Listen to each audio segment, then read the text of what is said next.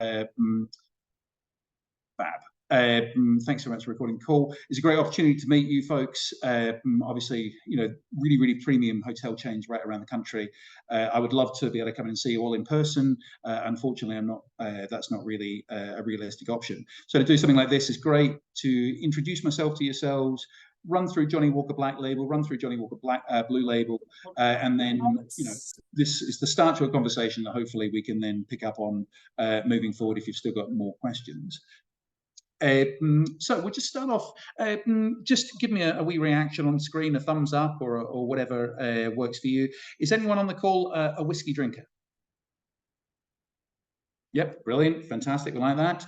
Anybody not a whiskey drinker? Anybody not like whiskey? And by all means, the safe space. So if you're not a fan of whiskey, by all means, please say so. And yep, absolutely. Look, and you know, feel free, as we always say, you know, feel free to come off mute in front of absolutely everyone around the country and speak out loud if you want to. Has anyone ever had a little bit of a bad experience with whiskey, possibly when they're a teenager and drank a little bit too much and ended up in a bit of a state? I'm going to put my hand up. I think, folks, the reason why I'm going to say that is I just wonder. Whiskey is something that maybe, and particularly Scotch whiskey, is something that it has a lot of preconceptions, and I think we think whiskey has a lot of rules. I'd say more than any other, virtually more than any other spirit category, there's a kind of sense that whiskey must be drunk a certain way. If it's not being drunk a certain way, then we're somehow doing something wrong. And the other, it's certainly a drink that a load of people will more than happily come and tell you that you're doing the wrong thing. At Johnnie Walker, we believe, however, that if it's your whiskey, you can drink it any way you want. There's a tradition that, you know, whiskey has to, there's an expectation that whiskey has to be drunk, you know, by a raging fire with a great big dog, by, you know, cold male, pale and stale. And I'll put my hand up, absolutely. But, you know, that's very much not the case. Has anyone seen in their social media or on TV recently any of the new Johnnie Walker marketing we've been doing at all? Yep, brilliant, fantastic. Johnnie Walker, we're a global brand. We're the world's biggest selling Scotch whisky, and we're really trying to work really hard to be more inclusive of our consumers and where we are enjoyed all around the world. You know, we're very lucky. We bring whiskey from the four corners of Scotland, and we're enjoyed in the four corners of the world. And I think we're really trying to pivot now to represent our consumers in a much better way. I'm going to run through a little bit about Johnnie Walker today in terms of things like the brand history, about how we make Johnnie Walker whiskies, some kind of tasting notes and stuff like that, some serve ideas and things, and also maybe how we can relate the tasting notes and things like that into the fantastic Christmas cocktails that you guys are listening for us, which is very exciting. We're going to run through Black Label, run through Blue Label. Like I say, this is very much a kind of jumping off point. I've got an hour. It'll be amazing how quickly you'll see me waste an hour chatting nonsense. But if anyone's interested, any questions, anything like that, I'll share my details following this. And please reach out to me anytime you want for a follow-up, or even, you know, for those of you whose whiskies have been delayed getting to you, if you're interested in just catching up for 5 minutes and doing a little refresh about stuff when you get a chance to try them, I'd be more than happy to talk through that as well. But folks, what we're going to start with, I'm just going to share screen here, and just 1 second, I'll just, before I share screen and show you through everything, I'm just going to work out, remember where I've put my presentation. I think it's in here. It's just actually over there, isn't it? There we go. No.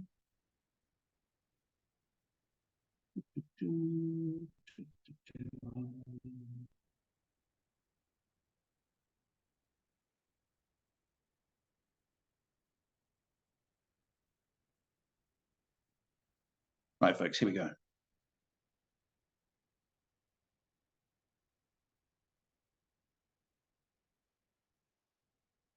So, folks, we're going to start with Johnnie Walker Black Label today. Johnnie Walker, so what we're going to do is we're going to run through the kind of headings of the history of the brand, how we make the brand, how we make some of these whiskies, the taste of that whiskey as we take it, and then I'll look to highlight some of the flavors and how that complements some of the cocktails we've got going on at Christmas, and then that kind of leads into the kind of the serve idea then as well. Some different kind of ideas, hopefully some assets, some supporting stuff that might help you as well. So in terms of the history of the brand, well, there was a man called John Walker. He was born in Ayrshire in 18. Well, he was came of age in about 1820. So as a young farm lad, he was 16 years old in Ayrshire in Scotland, in the kind of southwest of Scotland. Sadly, there were farmers, and sadly, his father died. When his father died, John Walker and his mother and family, they sold up the family farm and took those assets and invested it in a grocery store in Kilmarnock. Was known at the time as what's called an Italian grocers. So, you know, it's easy to kind of think, you know, just over 200 years ago, the kind of things that were being eaten, drunk, you know, it must have been a real kind of food desert back in those days. But I like to use the analogy that, well, you are not far from the city of Glasgow. And obviously there's maybe hopefully people on the call from Glasgow. If not, if you've ever visited Glasgow, you realize what a great, huge city it was. And around that kind of time, it was really, really starting to grow into the second biggest city of the empire. You had ships coming in from all around the world, bringing in produce from all around the world, spices, flavors, ginger, all this kind of stuff that was brand new, tea from India, all these kind of incredible flavors and spices. It became a huge melting pot. And that was the kind of stuff that John Walker and his family were selling out of their grocery store in Kilmarnock. So at Princess Street, we like to say, create the image of John Walker walking through this store, these incredible flavors and smells, and using this to kind of inform him as he started selling, particularly whiskey. So John Walker, to be clear though, John Walker didn't create Johnnie Walker whiskey. They were obviously, like I said, selling a huge array of products, but one of the things they were selling was whiskey. In those days, whiskey was pretty irrecognizable from what we know today. It wasn't aged for any period. There'd be no color to it. It was what we call now these days new make spirit, or colloquially known as white dog. The reason why we call that, because it really has a real bite to it. So this is unaged, newly made spirit. It would still be infused with some interesting flavors from the production process, and they would probably be selling that either on its own, or people may have actually been asking for a kind of blend, you know, a bit of this one, a bit of that one, mixed together to create something that they were particularly fond of. And by all means, folks, if you do have any questions, please just jump straight in. I'll turn my volume up. I do like the sound of my own voice. You might not like it quite so much, but by all means, please do jump in if you've got any questions. So 1820, John Walker founds the grocery store in Kilmarnock. Move on to his son, Alexander, takes over the reins about kind of 15 to 20 years later. Alex develops the business. The business slowly pivots from being this kind of broad food and drink grocer to really starting to focus on whiskey. And they're selling more and more of this whiskey as it goes on. Like I say, between this period, between the 20s and the 60s, they were not selling anything that we'd recognize today as Johnnie Walker whiskey. However, Alexander's sons then take over from Alexander, so we're talking Alexander and John. And Alexander Walker creates the first brand of whiskey from the John Walker and Sons family. This whiskey was called Old Highland whiskey. It was the first. Hello. Oh, sorry. It was the first branded whiskey that the family created. During that period as well, as we're seeing the Industrial Revolution really starting to ramp up, and not only goods coming into Glasgow, but they're then now going out all throughout the world as well. So to really differentiate their whiskey, not only the quality differentiated their whiskey, but also they wanted to differentiate it in other ways. So because we're posting so much whiskey all around the world, we created the square bottle. The square bottle sits really nicely in a packing case. There's no lost space. It doesn't move around anywhere near as much. So there's less breakages and so on. The other thing we also did to help the whiskey really stand out on the back bar was to create the slanted label. The slanted label, you can imagine back in those days, you've got a back bar of whiskey sitting on a back bar. They all look pretty much the same. If you look at your back bar nowadays, a bit more color and so on, but most of the labels, they're pretty rectangular and square and probably not a lot of color. By creating the slanted label, not only did we get a chance to make the text bigger, we also had an opportunity to really help that bottle stand out, and quite helpful for some folk who maybe couldn't read and say, oh, can I get that nice whiskey, the one with the slanted label? So these kind of technological advances really helped Johnnie Walker stand out. We moved from the 1860s, and as we moved through to the period of the 1910s, the John Walker and Sons, the Walker family, they really doubled down. They they move away from food altogether, and they are now an enormous whiskey wholesalers. They're sending whiskey all around the world using ship's captains as their agents. So if you can imagine everyone on the call, you're on a ship coming in from Canada, you're going back, what the Walker family would do, they'd come to you and say, listen, if you're going back to Canada, South Africa, Australia, India, wherever you might be going, go get some orders for us, and we'll send them over and we'll give you a cut. So it was like a kind of proto-Amway, I suppose. Also during that period, in about the 1880s, to safeguard their stocks of single malt whiskey, the Walker family invested in a distillery called Cardew. That's in the heart of Speyside, one of the premium whiskey regions in Scotland. And the whiskey of Cardew, known for its kind of appley flavors and pears and incredibly smooth drinking quality, has sat at the heart of Johnnie Walker sat at the heart of the Johnnie Walker blends ever since. There's some really interesting stories about Cardew. It was originally an illegal distillery, and the lady who founded it, Helen Cumming, she got into a lot of trouble once or twice. She was fined a number of times for illegally distilling whiskey before it became a legal distillery. She would cover herself in flour when the excise men would turn up to give the impression that she'd been baking bread, and hence the smell of the yeast and the fermenting grain. And she'd also raise a flag above the house when the excise men would come and stay with her to show folk that the excise men were in town. And to this day, Helen Cumming is remembered on the bottle of Cardew with her and her flag. And Cardew has sat at the heart of Johnnie Walker ever since. If we jump forward to the 1910s, so Johnnie Walker by this point, it's still not called Johnnie Walker, it's still the old Highland range. We had a white label, a red label, and a black label. But people were colloquially just saying, can I get that whiskey with a red label? Can I get that whiskey with a black label? So they decided to do a range review, if you like. We decided to get rid of the white label. We changed the name from Old Highland Finest and Old Highland Special Reserve to red and black label, and to commemorate their grandfather, the guy Alexander, and his brother rechristened the whiskey Johnnie Walker. Around that time as well, they were looking for a great branding image for the brand. So they got in touch with an illustrator who was an illustrator for Punch magazine, a chap called Tom Brown, and he sketched out the Striding Man. The thing about the Striding Man, who you can see over the corner of the screen here, that's not Johnnie Walker. People get that confused. They assume it's kind of Johnnie Walker brought to life, but it's not. The character of the Striding Man is an Edwardian dandy. They were wanting to differentiate themselves from the other whiskies on the market. They're wanting to make sure that, a lot of it, even to a certain extent today, there was a lot of big hairy men in kilts standing on mountainsides, looking terribly windswept and interesting. But they wanted to differentiate their brand. So the Striding Man is an Edwardian dandy. He's a party guy. And the whole idea of the Striding Man is that when he would turn up, bringing Johnnie Walker would arrive, the party starts. So obviously enjoying everything in moderation.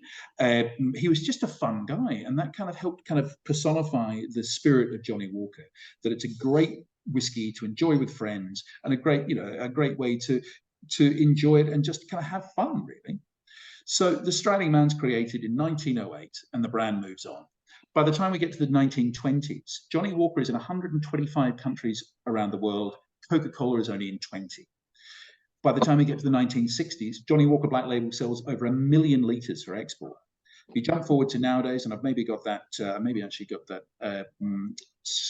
fact a little later on, I'll come to it in a second. But in 1999, we launched our first Keep Walking campaign.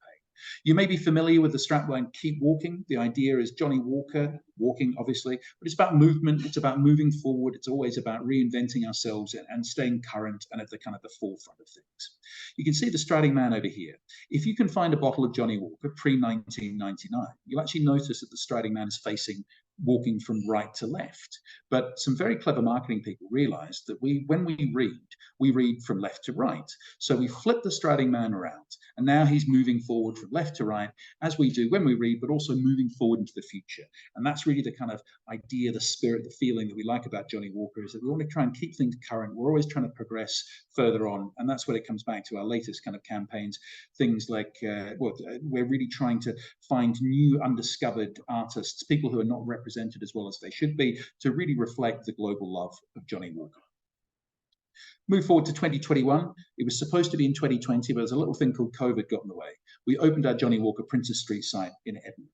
Don't know if anybody's been up to Edinburgh, but had a chance to go around Johnnie Walker Princes Street. But we've taken a 5 or 6 story old 1930s department store and recreated a brand experience with retail on the ground floor. There's experience floors that you go through and do tours as you move up through the building, and we're topped off with a 2 rooftop bars, including an absolutely stunning view across Edinburgh to the castle. If any of you folks are coming up to Edinburgh anytime soon, please keep in touch, and I'd love to host you up there for a drink or a tour. But now we've moved, we've really brought the brand experience that is Johnnie Walker now to help educate, entertain, and excite people at the heart of Edinburgh. I didn't put that, so yeah, so maybe I did. So that kind of gives you a rough kind of potted history, certainly Johnnie Walker Black Label. We'll look a little bit about Johnnie Walker Blue Label further on. Just before I jump on, has anybody got any questions? Anybody want to kind of jump in with anything there at all? Any experiences they've had about it? Nothing intimidating at all about asking you to speak out in front of all your colleagues on Zoom, so that's all good. Folks, so that covers a little bit about the history. If you want to know more, likewise, I can bore you to death if you're not already bored already about some of the history about Johnnie Walker. We've got a great book all about the long history of the brand as well. But in terms of the production, how much, you know, this is an interesting one for if you're a bit of a whiskey nerd like me. But again, this is hopefully a chance to reinforce some knowledge, if you're already familiar with this, around Johnnie Walker and Scotch whiskey. If you may be new to this may be some terms you've heard before. And apologies if you apologies if you've heard this terms before. I'm telling you stuff you already know. However, by all means, if you would like me to kind of forward this presentation on to you to help reinforce the stuff I'm talking about as well, by all means, please let me know. Oh yes, thanks, Megan. Any questions, please put them in the chat. I'll be more than happy to follow up. So, folks, first of all, Johnnie Walker is a blended whiskey. You may already know this, but so there's 3 to 4 different kinds of whiskey. There's a single grain whiskey, which is made from one particular kind of product, and you can make that pretty much anywhere. It just needs to be, confusingly though, it's a single grain, but you can make it from a variety of different grains. You have a term called single malt whiskey, which is one you maybe heard of before. So this is where it's probably what you think about in terms of Scotch whiskey. You've got the beautiful big distilleries that you see, the kind of the mist slowly going over the pagoda roofs, and the idea that there's an ancient Scotsman or woman that had been making whiskey in the glen for hundreds of thousands of years. So a single malt whiskey. These are brands like, for us, it's brands like Glenkinchie, brands like Clynelish, brands like Cardew I was talking about before. A single malt whiskey is the product of one single distillery. It's not the product of one barrel of whiskey or one cask of whiskey.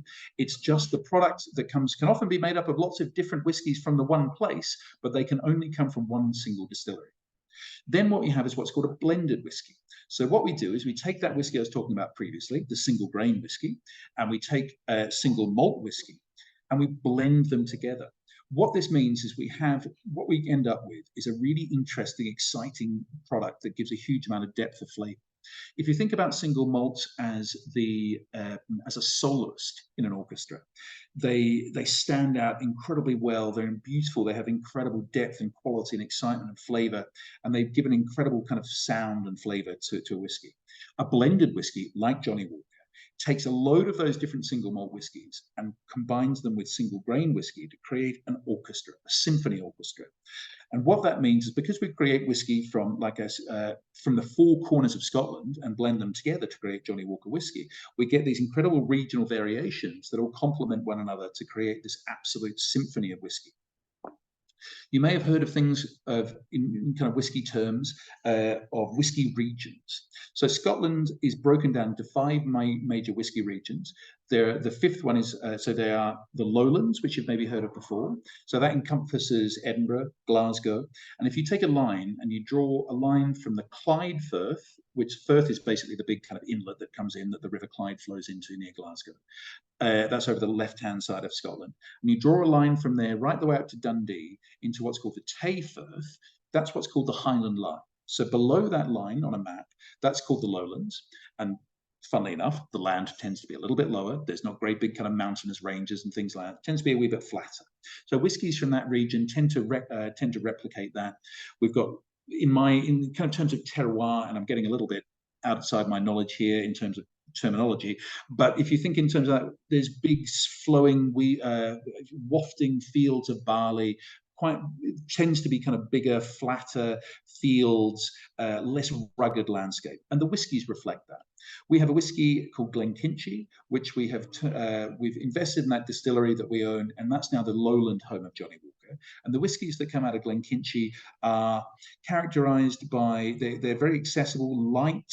They have kind of tastes of cut grass, shortbread, and crisp apples. So very light, quite accessible, not hugely challenging kind of whiskies in terms of taste and flavor. If you move above the Highland line, everything above the Highland line that doesn't sit in a small valley halfway between Aberdeen and Inverness called the Spey Valley, or on the island of Islay, that the rest of Scotland is what's called the Highland whisky region.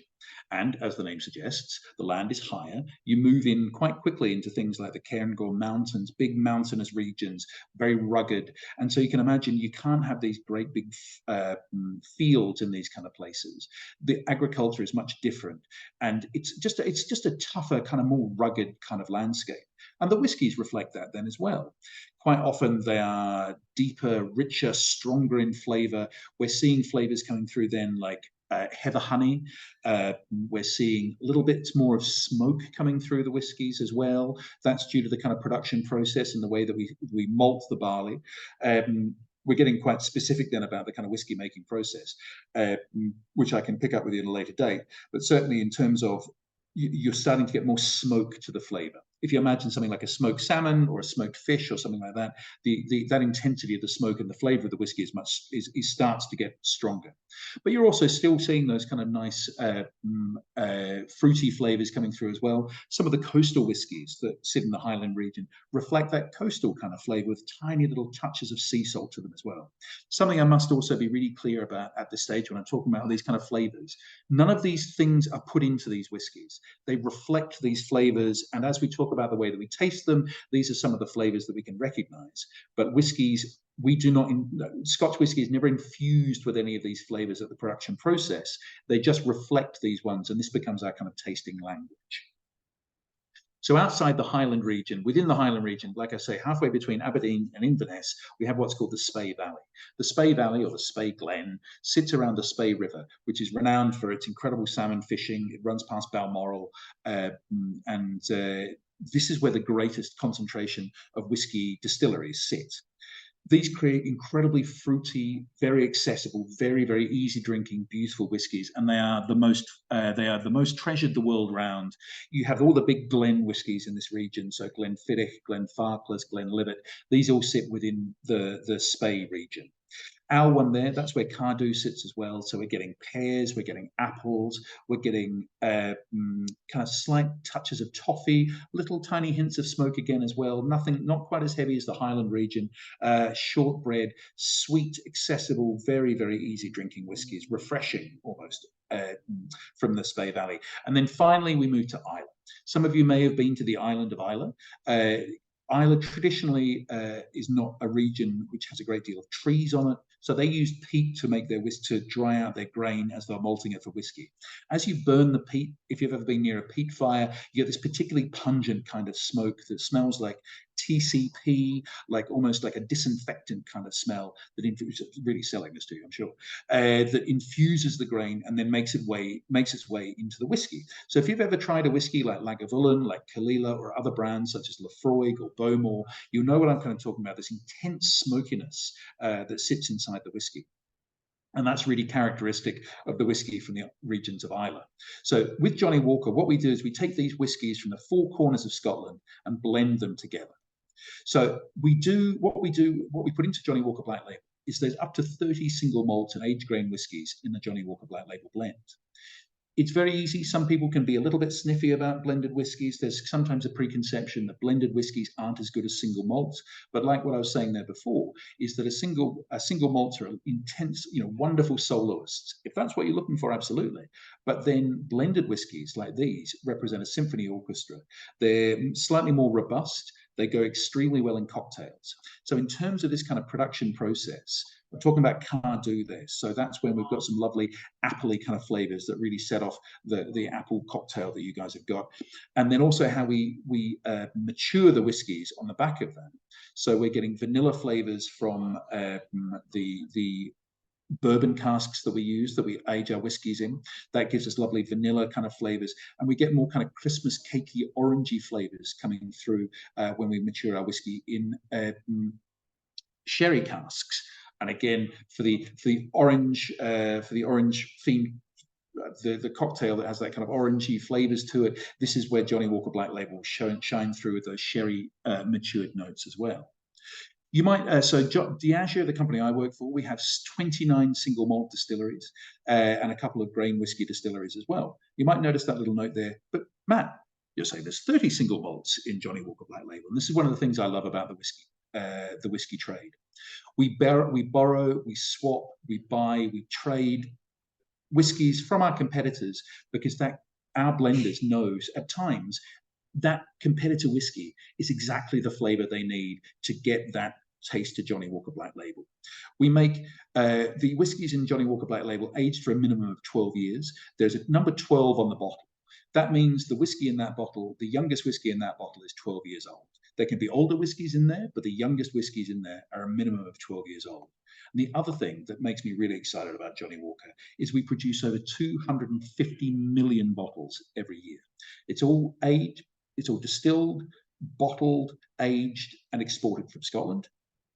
And the first bottle of Johnnie Walker Black Label of that 250 million will be the same as the last. And that really shows the incredible scale and skill of our whiskey blenders. They might not use exactly the same whiskies to make that last bottle as they do for the first one, but their skill means they can take these whiskies and put them together. It's almost like an artist blending his paints to get the right color. These are organic products. They're going to change over time. And so sometimes to arrive at the final destination, you need to take a different route to get there. But ultimately, you end up in the final destination. You end up in that final location. So, folks, that kind of covers a lot of the production side of stuff. Once again, we can go into enormous more detail. But really, the key facts from here, if anyone's asking you about Johnnie Walker, you want to know that it's a blended whiskey.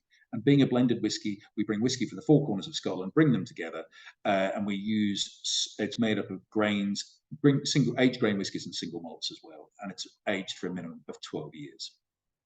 Anyone wanting you to go into more detail than that, actually there that Johnnie Walker is the world's best-selling Scotch whiskey, minor detail. Anyone wanting you to go into more detail than that probably wants to show you off their Scotch whiskey knowledge. So do indulge them if you so feel. Folks, the third stage, the bit I wanted to go through, is just give you a little bit of a tasting. I realise, as we discussed there earlier, some of you have got some whiskey samples, which is fantastic. Some of you kind of haven't, which is a shame. But I do think there's more coming to you, which will be good. Oh, sorry, somebody's put something in the chat. Andrew's asked, is the blend done by machine or person to get the same flavours? If person, how many people are responsible to make sure the blend is the same? That is an excellent, excellent question. So it's not done, it is done by our blending team. We've got I think there's about 10 to 12 different people in the blending team. The apocryphal story goes with the blending team that you can be working anywhere in Diageo. You can be putting bottles in a cardboard case out at Shield Hall. And if you want to apply for the blending team, you can. Because a blender's nose is very specific, and there's one of these kind of things that people think you either have it or you don't. And they'll put you through a series of tests to see if you're able to kind of identify these particular flavors. And if you can, they'll take you then on to become part of the blending team. Our master blender is a lady called Emma Walker, no relation. She's just taken over from a guy called Jim Beveridge. Again, nominative determinism, I think, is the kind of term they call it. But Emma is a PhD chemist. A lot of the guys do come from a chemist, from a kind of scientific chemist kind of background, because there is a lot of chemistry kind of going on and understanding that kind of process and things. Like I say, I'm stepping out into regions here, like areas here that I'm not really 100% sure. I'm not an expert about that kind of stuff. But a lot of folk do come from a kind of chemist scientific kind of background in terms of combining that kind of stuff. The thing about the blenders is they will they don't, what they'll have is a whole series of samples. We're pretty sure that if you've done a run of one particular sample, it's stored in a particular way. They're normally pretty sure that a small sample from each of those will give you the rough overall vision of what that kind of flavor is. And they will nose the samples, and they spend most of their day nosing samples, making notes, understanding about how that all kind of would come together to create the blends that we're looking for. They don't even nose the samples. They never put them in their mouths, because even if you, for example, like you're tasting wine, you wash it around a little bit and spit it out, the amount of alcohol that you would absorb just rolling around your mouth over the course of a day, you'd be lucky to get past lunchtime. But this is the beauty. It's science and art brought together. Will the first of that bottle of Johnnie Walker Black Label taste exactly the same as the 50 millionth bottle? It's hard to say. Does Black Label 10 years ago taste exactly the same as Black Label as it does today? Probably not. But is it very close to? I would say it probably is. And it's the incredible skill of these guys, these folks, that they can do that to keep that through line over such a long period, using organic products that do change time after time. So in terms of the taste, what I'm saying there, the taste, so we kind of break it down into three kind of main places. So folks, if you've got some Black Label, I'd recommend you pop it in a glass. I would advise you against popping your nose in there and taking a great big sniff. What that kind of does, kind of burns out your olfactory nerves a little bit and just kind of deadens them. If you hold a glass and hold it roughly around about your chin, I'm just going to stop sharing just for a second. If you hold it about your chin, around about here, you'll actually see, you'll really get a sense of some of these kind of flavors really coming in. You don't have to stick your nose right into the glass to get those kind of flavors. If you hold it about your chin, you can read those flavors will start to kind of come through. If you've got a little sample bottle, you're best to put it in a wee glass if you can, because that'll just open up the kind of the nose and give the flavors a chance to start to kind of permeate around out of the glass. So in terms of, we break it down in kind of three main stages. We talk about the fragrance. So what's that smell coming through as you're kind of starting what's that smells arriving in your nose as it sits in the glass as you're raising it to drink it? Well, there's that rich, dark fruit. I mean, it's Black Label, so there's a sense of these kind of, we're talking plums, we're talking stone fruits. There's that kind of fruitiness coming through. I mentioned before as well, there's a hint of vanilla coming through in the nose as well. We mature whiskey, like I said before, in a range of different casks. We mature a lot of Johnnie Walker Black Label is matured in bourbon casks. When people make bourbon out in the US, you're only allowed to use those barrels once. And so the canny Scots realize that there's this huge supply of these amazing whiskey casks that are already infused with beautiful bourbon flavors. So we store our whiskey in those casks. The whiskey permeates the wood and draws out those bourbon flavors. If you've tried bourbon, you'll know that bourbon tends to be very sweet. And so that brings a sweetness to the whiskies, and particularly vanilla is a big shout out that we get from the bourbon casks. So on that nose, we're getting those kind of bourbon notes and the vanilla. Now, if you're not working too much today, if you're not working with heavy machinery, I'd bring the glass to your lips and just let your tongue touch into the whiskey, and that just gives your mouth the knowledge that you're about to try a little bit of neat spirit.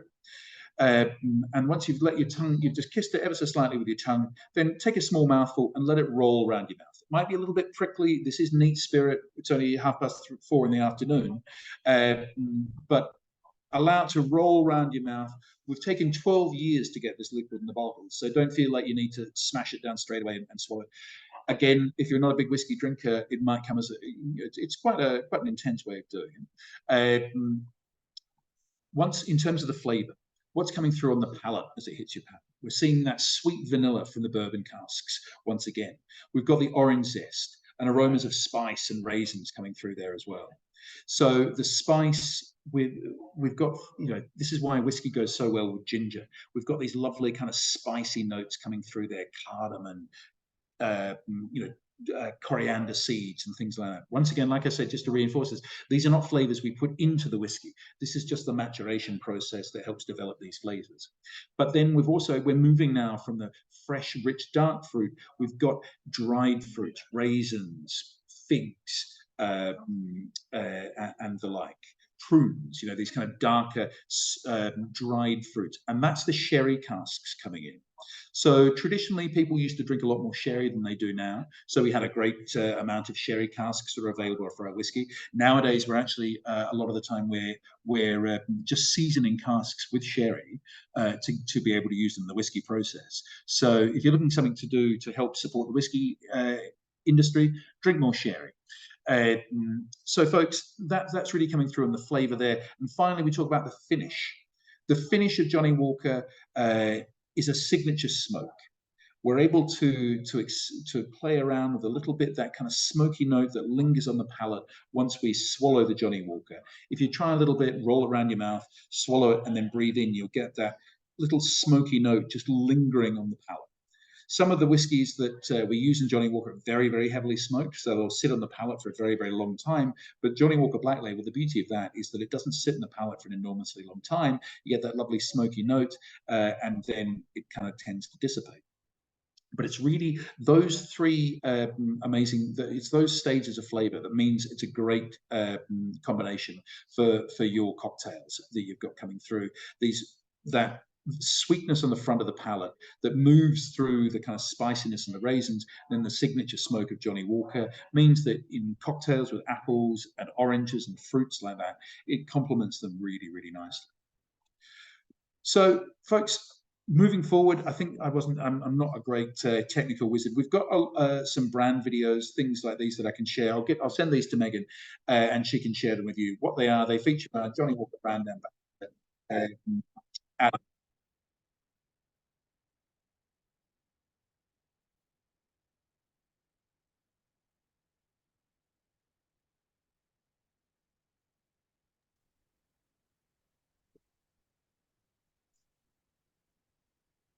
You there, Matt?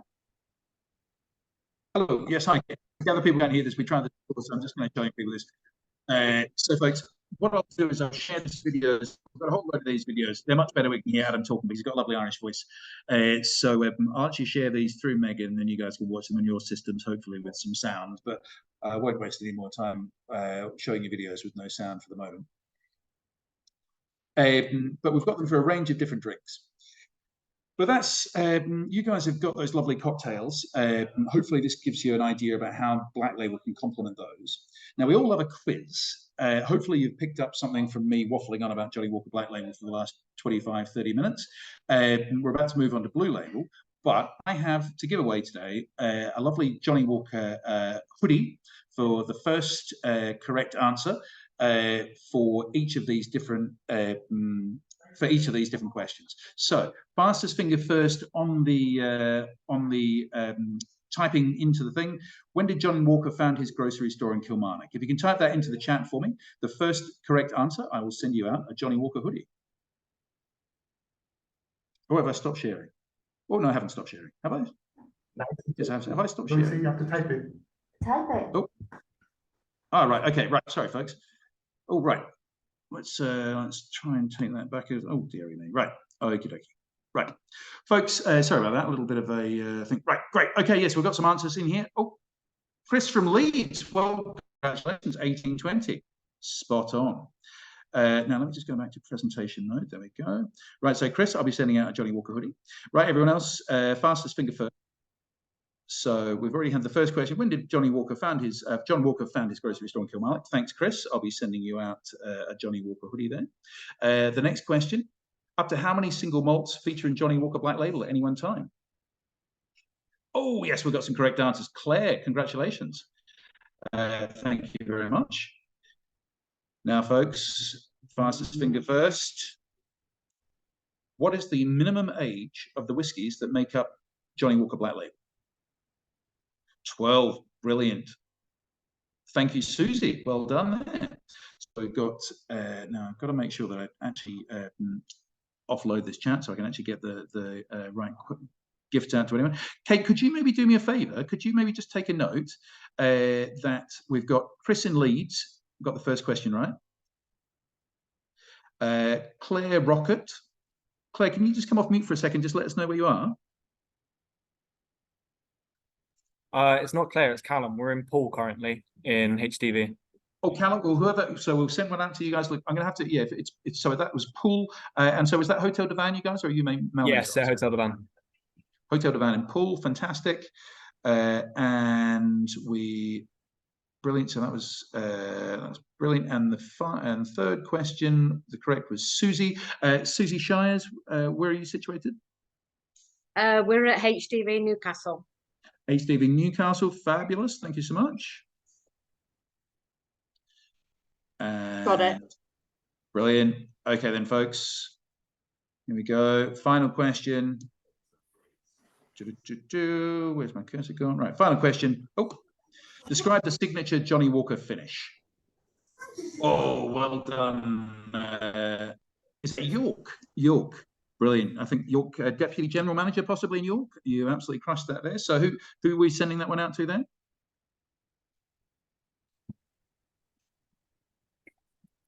Malmaison York. Malmaison York.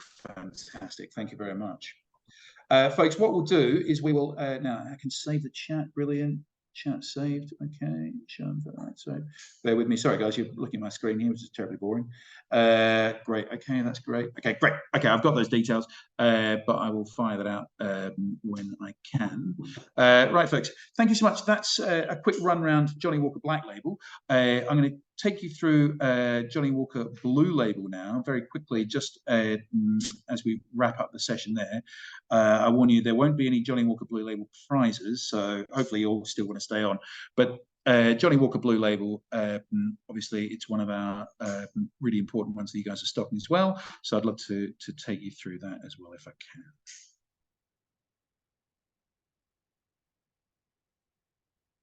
Wires going on here. Right, great. Okie dokie. Oh, no, hang on. Sorry, bear with me. Technology is a wonderful thing when you know how to use it. Great, folks. So we've been through Johnnie Walker Black Label, Johnnie Walker Blue Label. So Johnnie Walker is a blend of Johnnie Walker Blue Label. It's a blend of our oldest and rarest whiskies. As per the presentation here, you can see it's about luxury. It's about the true kind of Rolls Royce of the Scotch range. It was created in 1992. It changed the game of luxury Scotch forever, and it's instantly acquired state as one of the most finest aspirational whiskies one could drink. I think it sits really well with the kind of with the Malmaison and the Hotel Divan estate. You guys have beautiful, curated, very, very, gorgeous luxury hotels. And Johnnie Walker Blue Label, it's a product that sits within that kind of super premium range for discerning consumers. It has unrivaled depth. We say that Johnnie Walker Blue Label, to make Johnnie Walker Blue Label, we select only 1 in 10,000 casks of whiskey is deemed to be of sufficient quality to make it into Johnnie Walker Blue Label. We have an awful lot of whiskey under bond, but somewhere in the region of 15 million casks of whiskey, but only 1 in 10,000 of those will ever make it to Johnnie Walker Blue Label. It's a sign of our commitment to quality for it, that this super premium whiskey, that we're very discerning with what makes it up. However, like I was saying before, even though it's about luxury, it's about a kind of a nods to the past of all the standing on the shoulders of giants was a term that we heard the other day. We're looking towards that. Johnnie Walker Blue Label is very much moving with the times. We want it to be current. We want it to be something that's consumed by people and so on together. It's very easy to think that the more expensive whiskies you get, they're traditional, they're to be enjoyed, like I said before, about these kind of ideas about enjoyed in front of a fire, and it's all very kind of very, very serious and so on as well. But we're really moving Blue Label away from that. We really want to center it at the kind of heart of what's going on in kind of art, in culture, and in premium offers, really. So it's time to crack open the seal. We're about trying to be expressive. we're creative, we're disruptive, we're trying to do stuff that makes, we're looking to do collaborations with high level brands, and we're trying to make it current, we're making it exciting, we're making, at the same time, it's accessible luxury. We're looking to help people experience life to the fullest, and we want people to be really, who want to kind of treat themselves, to explore that kind of range of luxury, to really have a chance to try something that's really, really indulgent, but at the same time doesn't take itself too seriously. We're harking back to the striding man coming along and starting the party. So here's a little kind of mood board of some of the things we're doing around with Johnnie Walker Blue. You know, it'd be easy to think that it all just has to sit, you know, in a kind of very fancy glass somewhere, and we've all got to kind of pay homage to it. But, you know, these kind of things here, we've got a vibrant impact. It's naturally unique, and it's got a kind of restless freedom to it as well. Its movement, it epitomizes everything about luxury and the Johnnie Walker brand. But at its heart, though, it's a blended whiskey. All of those things that I was talking about before about Johnnie Walker Black Label, about the way that we create this whiskey. We take whiskey from the four corners of Scotland, and we find the oldest and the rarest whiskies we have in our portfolio to create a truly unrivaled brand that is Johnnie Walker Black Label. It combines all of these incredible points on the whiskey tasting wheel. So there's that spiciness that I was talking about before, the gingers, the cardamoms, and those kind of flavors there. Yet at the same time, there's a depth and complexity that you don't, that we take from Black Label and extend it further, that kind of maltiness as well. Because it's a blend of our oldest whiskies. These are whiskies that have spent the longest possible time in the wood, in the casks, and that wood infuses itself in there. So you have this beautiful kind of oaky quality to it, as well as that kind of the fruitiness, those stone fruits and the fresh fruits that we've got coming through there, and the cut grass from places like the lowland regions as well. And finally, you've got that Johnnie Walker smoky note, that peaty finish that epitomizes all of the Johnnie Walker whiskies. This time it's done with care, well, as with all of them, but it's done so that you have this everything about Blue Label represents time and care and attention. So Blue Label, you'll find the smoky note lasts like a long time. It's that reverberation in a cathedral when you've got a choir singing. That note, the smoky note, rolls around in the space for time, just ever so slightly slipping off the palate at the end. So in terms of those kind of tasting notes, once again, we look at the fragrance. We've got those spices come through. In the nose, you're getting the spices more than you were in the Black Label. Think of Black Label and extending it. It's like a very, you know, we've taken everything we've learned with Black Label and really trying to create an elegant, extended experience. So we've got spices coming through in the nose. Once again, the vanilla of the bourbon casks. And now from those Highland whiskies, we've got these beautiful Highland honey notes coming through on the nose.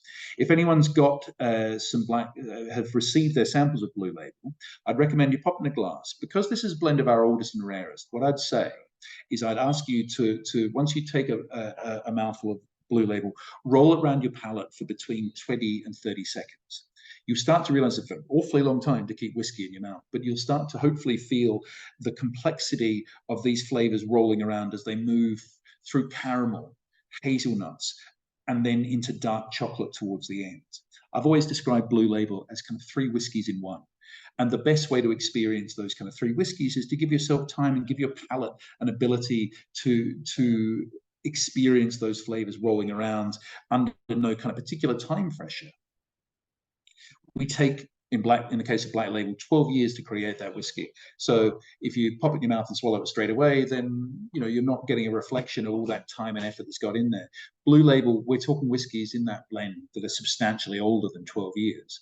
And so to truly get those flavors moving from the caramel through to kind of nuts and then into that final kind of bitter, ever so slightly bitter, but rich umami flavors of dark chocolate, it requires time.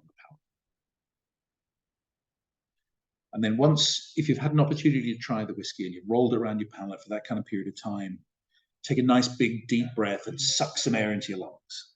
What you're getting is that luxurious, long, warming flavor as it moves into your stomach, but also that smokiness, that subtle diverse smokiness that comes through in Johnnie Walker Blue Label that reflects the whole heritage of the Johnnie Walker brand, but again, just keeps kind of changing, rolling through that kind of different smoke.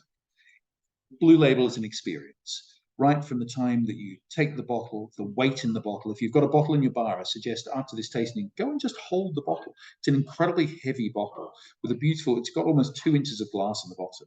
Everything's about experience. If you have customers coming in who are interested and want to try or drink some Blue Label, they're probably not going to run away with the bottle, but don't be afraid to let them touch, hold and feel the bottle and feel the experience that is drinking Blue Label.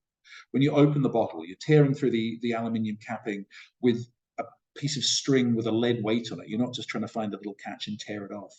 And then the cork itself is this great big solid cork with the Johnnie Walker emblem on the top. Blue Label is an experience. It's a flavor experience, a sensory experience. It's you know, to a certain extent, it's almost kind of an audible experience as well, hearing that cork pop out of the bottle. It's one that shouldn't be rushed, one that, you know, it's meant to be enjoyed with friends, family, and so on, and just enjoyed consciously and in a way that's in no way rushed. But again, what I was saying before about vibrancy, moving forward, and so on, you know, there's different ways you can drink your Blue. A Blue Label Perfect Serve is neat with ice water on the side, so you have sips of the Johnnie Walker Blue Label, and then the ice water helps cleanse the palate off, preparing it again for the next taste. That's quite a traditional Blue Label Perfect Serve, and it's great and really helps highlight some of the complexity and the exciting things about the whiskey. However, if you're interested, if you're a cocktailian, it's going to be, there are no sacred, you know, we don't feel there should be any kind of sacredness about this whiskey. We want to give you enthusiasm and energy to try it in different ways. So a Johnnie Walker and Ginger Highball, house cordial served long over ice, bring out those spicy notes. The Johnnie Walker Blue Label Whiskey Sour, the sweetness of those Cardew whiskies, then with the kind of the fruitiness of the sour is a great way to do it. An old fashioned brings out those orange, you know, little orange, bit of orange bitters in there, brings out that sherry cask, or an infused sugar syrup is a great way as well. And then, you know, something like a Rob Roy, getting the bitterness of the vermouth, the complexity of the Rosso is a great way to enjoy that for your super premium consumers, you know, as a Scotch Manhattan. Blue Label, folks, it's a world that you step into and a world that has so much to give and to explore. If you've not received your whiskey samples, I'd say try and make a cocktail with it. You know, don't be afraid. Don't be afraid. It's not something that should sit up there that you're worried to use and you've got to hang on to it for a special occasion. Do something nice with it. Have some fun. Let me know what you've done with it. It'd be great to hear if you guys are experimenting with Blue Label. I'm sure your purchasing folk would hope that you're not spending their Blue Label, but you know, if you've got some ideas, do keep in touch. But folks, that brings us to the end of Blue Label there. We're getting pretty much to the end of time here as well. Thank you so much for bearing with me this time and allowing me to indulge myself. Absolutely. Kate's asked for a couple of minutes here as well, so I'm just going to hand you over to her. But folks, thank you so much. If anybody's got any questions, by all means, please stick them in the chat as well. Reach out to myself through Megan or through Kate if you've got any questions, if you've got any stuff you'd like to know more. But thank you very much for your time today, and I look forward to hopefully catching up with some of you in your outlets at some point as I travel the country. Hello, everyone. Sorry, I'll just take up a couple of minutes of your time. Nice to meet you all. Hope you enjoyed the session. And for those of you who don't have the samples yet, get the opportunity to try them soon. Just really excited to partner with you with the festive menu, and just wanted to just reinforce really like how we want to reward you over the next 6 weeks. So in terms of what your rewards looks like for all of you, for any Johnnie Walker shot sold, you'll be rewarded with a £1 Love to Shop voucher and £2 across the cocktail ranges. So there is no limit to what you can earn. So the more that you sell, the more you will be rewarded with. And for those 3 top performers, you'll receive a personalised bottle of Johnnie Walker Blue and a cocktail kit. So I hope after today's session, you're engaged and excited by Johnnie Walker and hopefully the incentive itself. So just really looking forward to the seeing the results, and yeah, hopefully you all have fun with it. Well, thank you very much there, Kate. I mean, I think that sounds an amazing incentive, folks. And like I'm saying, this is not something that just kind of stops here. Any support you need, you know, because we really want you to drive as much sales and win as much out of this as we possibly can. Don't hesitate to get in touch with us, and we'll help out in any way that we can. But thank you so much for your time. Megan, did you want to say anything to the team before we head off, or anything? We'll come back. No, that's great. Thank you both, Matt and Kate. It's been a really great session. And if anybody has any questions for Matt, then please reach out to me and I'll send them on. No problem at all. But thank you very much for your time. No worries. I promise if I do get back, if you come to me with a question, it won't take an hour to come back, like chatting away to you for an hour. It'll be probably quite succinct. But folks, thank you so much for your time. I really appreciate your time. And for those who haven't got your whiskies, I hope it does turn up very soon. Got my fingers crossed we'll be with you tomorrow. Yeah, keep walking. All the best, folks. Thank you. See you later. Bye. Bye. Thanks, guys. See you later.